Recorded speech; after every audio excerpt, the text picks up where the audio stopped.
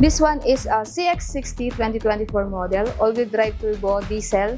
Mild hybrid po ang tawag sa kanila, ma'am. Dahil nga po gumagamit pa rin po sila ng fuel. And also, this one is inline 6, ma'am. 6-cylinder po. Kaya mas malapad na po siya, ma'am.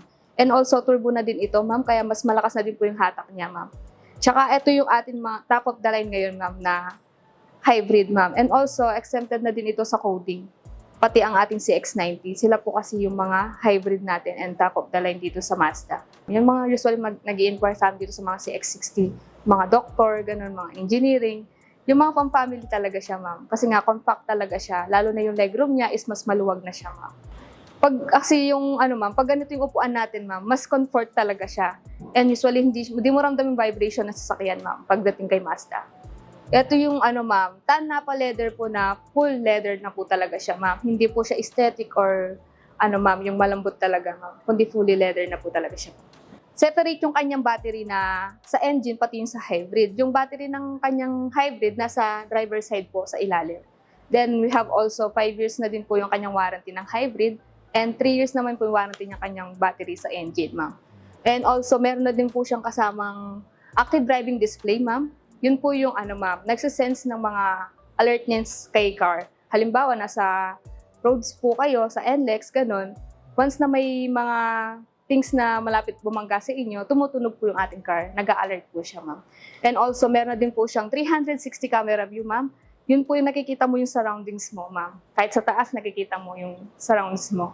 And also, meron na din po siyang, ma'am, 12-inch na infotainment, Apple CarPlay, tsaka Android Auto na din po siya. Then also, wireless charger na din po itong ating CX-60 model, ma'am. And also, yung kanyang seats and steering wheel, ma'am, automatic na din po, ma'am. Halimbawa, nilagay niyo po sa infotainment yung height nyo, automatic na mag-a-adjust yung infotainment niya, yung kanyang seats and steering wheel, ma'am, pag sumakay po kayo. Kasi nasa-sense na po yung kanyang, ma'am, yung mukha niyo po. Kasi meron din po siyang, ma'am, driving personalization assist. Then also, meron din po siyang adaptive cruise control, ma'am. Yun po yung halimbawa, nasa highway po kayo, pwede nyo pong magamit yun, ma'am. Tsaka yung kanyang ma'am, meron din po siyang lane warning departure assist, ma'am.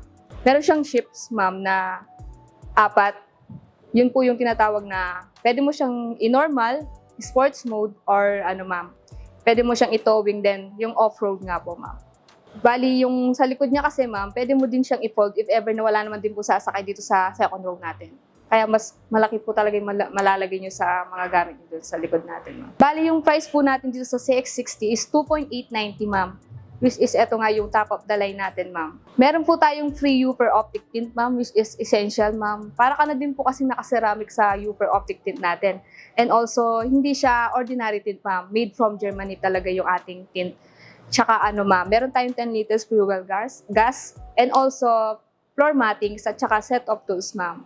And also the Mazda keychain, Mazda coffee mug, at pati yung Mazda, natin, ma'am, umbrella. Yung Laos Group po na roadside assistance, free din po yun in 1 year.